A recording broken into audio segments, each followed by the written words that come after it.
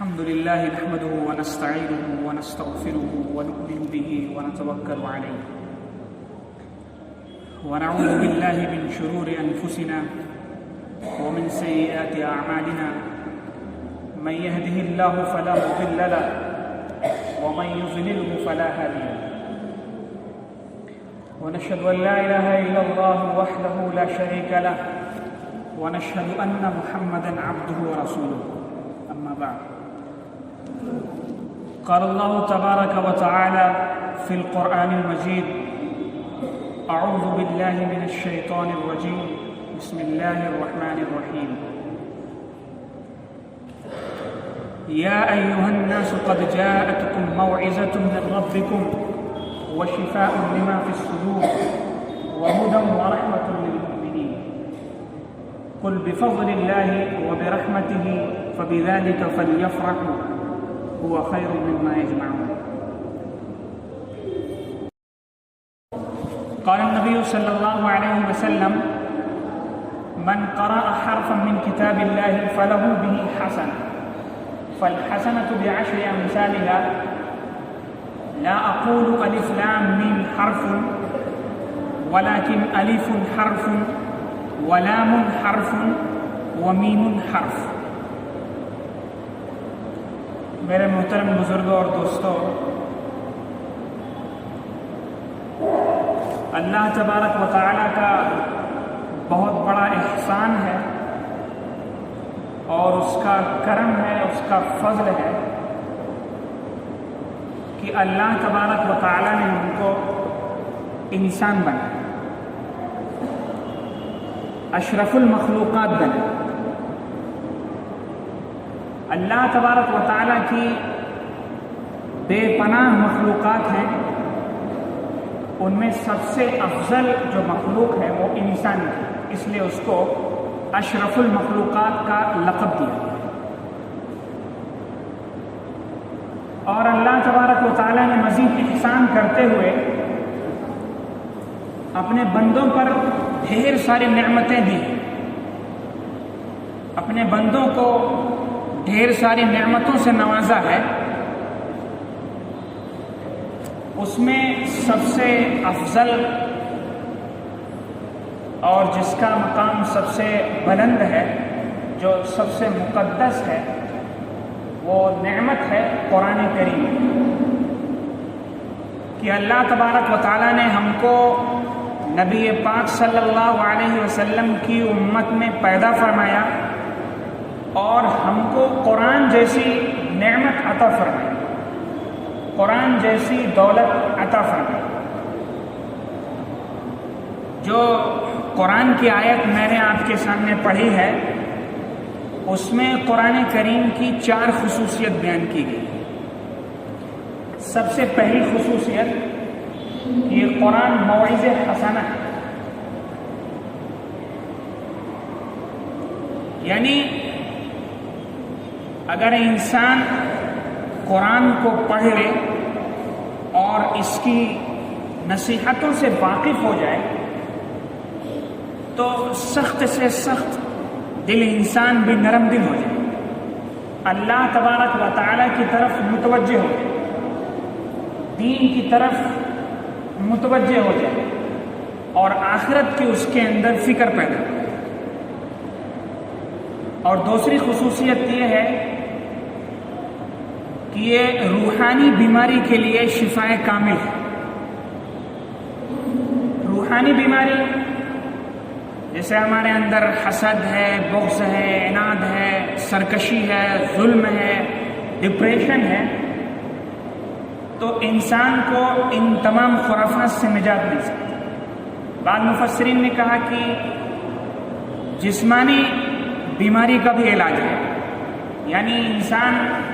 ایک انسان بیمار پڑتا ہے اور ڈاکٹر کے پاس جاتا ہے، اسپیشلسٹ کے پاس جاتا ہے، لیکن اس کی بیماری کا پتہ نہیں چلتا ہے. ڈاکٹرز جواب دے جاتے ہیں، اسپیشلسٹ جو ہوتے ہیں وہ بھی جواب دے جاتے ہیں. اس وقت کلام پاک کی آیتیں اس کا علاج کرتی ہیں. اور تیسری خصوصیت کیا ہے کہ یہ قرآن ہدایت ہے. اور چوتھی خصوصیت یہ رحمت ہے کہ انسان اگر گمراہیوں میں پھنسا ہوا ہے، ضلالت کے دلدل میں پھنسا ہوا ہے، اگر قرآن اس کے سامنے پیش کر دیا جائے، قرآن کی تعلیم اس کو دے دی جائے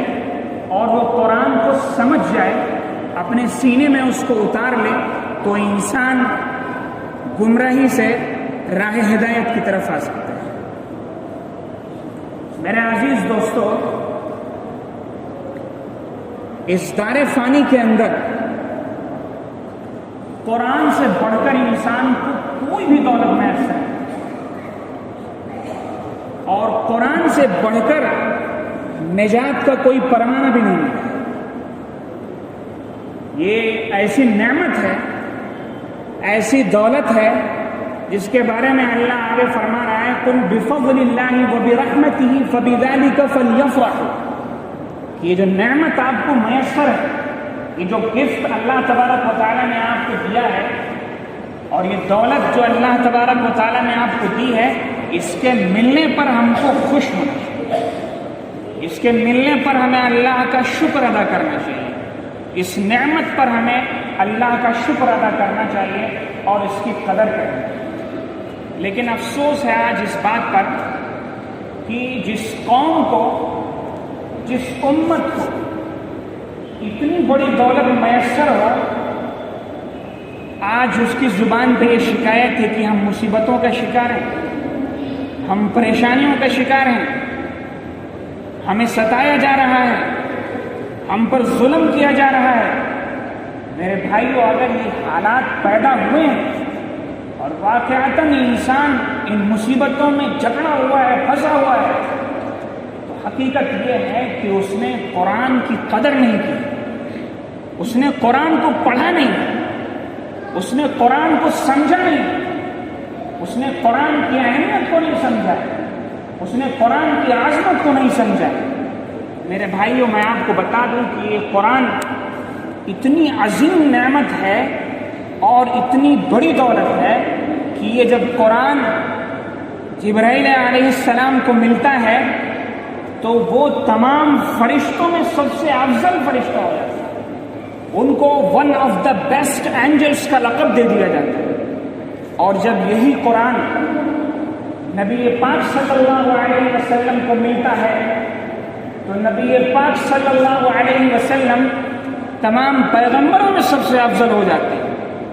ان کو one of the best of the prophets کا لقب دے دیا جاتا ہے۔ اور جب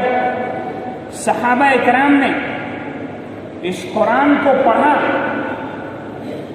اس پر عمل کیا، اس کے احکامات پر عمل کیا،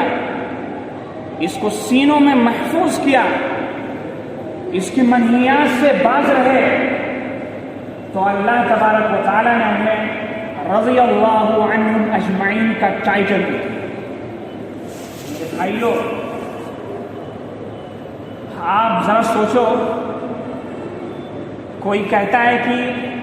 میں نے فلاں کتاب پڑھ لی ہے، میں نے بی اے کی کتاب پڑھ لی ہے، میں نے بی ایڈ کی پڑھ لی ہے، میں نے سائنس کی پڑھ لی ہے، میں نے انگلش کی پڑھ لی ہے،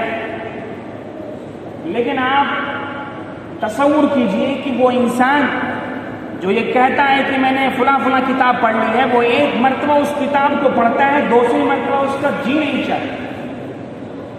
اگر 2 مرتبہ پڑھ لے تو تیسری مرتبہ اس کو اٹھا کر کے الماری میں پیک کر دیتا ہے، اس کے بعد اس کا جی نہیں چاہتا۔ قرآن کے علاوہ جتنی کتابیں ہیں، آپ اس کا کوئی بھی پیسج، اس کا کوئی بھی پیراگراف، کوئی بھی سینٹنس آپ اس کا یاد کر لیں، آپ کو اتنا انٹرسٹ نہیں آئے، آپ بھول جائیں گے۔ لیکن قرآن اتنی عظیم نعمت ہے،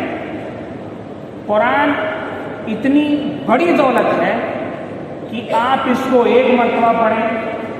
تب بھی وہی مزہ، آپ 2 مرتبہ پڑھیں تب بھی وہی مزہ، آپ 10 مرتبہ پڑھیں تب بھی وہی مزہ، آپ 40 مرتبہ پڑھ لیں مزہ ہی مزہ، آپ کا انٹرسٹ جو ہے وہ لاس نہیں ہوگا، جو لطف آپ کو مل رہا ہے کلام پاک کے پڑھنے سے وہ کم نہیں ہونے والا۔ میرے بھائیوں، آپ دنیا کی کوئی بھی کتاب لے آئیے،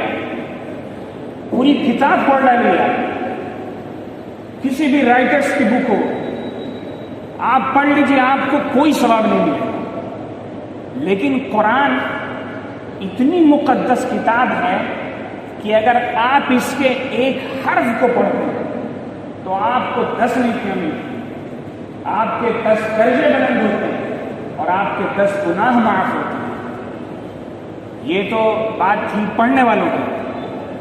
لیکن قرآن کی عظمت اور اس کی رفعت پر قربان جائیے کہ یہ اتنی عظیم دولت ہے کہ اگر آپ اس کو پڑھتے نہیں ہیں، صرف سنتے ہیں آپ کو تب بھی ثواب ملے گا۔ کوئی امام قرأت کر رہا ہے، آپ کلام پاک سنتے ہیں، کوئی بچہ کلام پاک پڑھ رہا ہے، آپ اس بچے کی آواز سنتے ہیں، تب بھی آپ کو ثواب ملے گا، ثواب کے اندر کوئی کمی نہیں ہے۔ وہ بچہ جو کلام پاک پڑھتا ہے، جو کلام پاک حفظ کرتا ہے، اگر آپ اس بچے سے محبت کریں گے تب بھی آپ کو ثواب۔ وہ بچہ جس جزدان کے اندر کلام پاک رکھتا ہے، اگر آپ وہ جزدان بنوا کر کے اس کے اندر اس کو دیں گے تب بھی آپ کو ثواب ہے۔ وہ بچہ جس تپائی پر کلام پاک کو رکھ کر کے پڑھتا ہے، اگر آپ وہ تپائی بنوا کر اس بچے کو دیتے ہیں تب بھی آپ کو ثواب ہے۔ آپ اس کے کسی بھی پہلو سے اگر آپ حصہ لے رہے ہیں تو آپ کے ثواب کے اندر کوئی کمی نہیں آئے گی میرے بھائیو، ثواب آپ کو ضرور ملے گا۔ یہ قرآن اللہ کا کلام، اس کی تعبیریں، اس کے جملے، اس کے سینٹنسز، اس کے فریزز، اس کے پیراگراف، اس کے پیسیجز، یہ خود گواہی دیتے ہیں کہ میں اللہ کا کلام ہوں، کسی بندے کا کلام نہیں۔ ورنہ یہ کلام پاک چھوٹے چھوٹے معصوم بچوں کے ذہن میں قیامت تک محفوظ نہیں رہتا۔ میرے بھائیوں، اس لیے وہ لوگ جو کلام پاک کو یاد کرتے ہیں، یا وہ والدین جو اپنے بچوں کو قرآن پڑھانے کی طرف متوجہ کرتے ہیں اور قرآن کی ان کو تعلیم دیتے ہیں، ان کو کبھی سبک نہیں ہونا چاہیے، کبھی پچھتانا نہیں چاہیے، ان کو کبھی افسوس نہیں ہونا چاہیے ان طالب علموں پر جو مانٹری اسٹریم پڑھتے ہیں، جو اسکولز میں پڑھتے ہیں، جو کالجز کے اندر اسٹڈی کر رہے ہیں، جو یونیورسٹیز کے اندر پڑھتے ہیں۔ ان کو دیکھ کر کبھی احساس کمتری کا شکار نہیں ہونا چاہیے، کبھی افسوس نہیں کرنا چاہیے۔ کیوں؟ کیونکہ یہ دولت، اس نعمت اور اس دولت سے اللہ نے آپ کو نوازا ہے، لہذا آپ کو اس نعمت کے ملنے پر خوش ہونا۔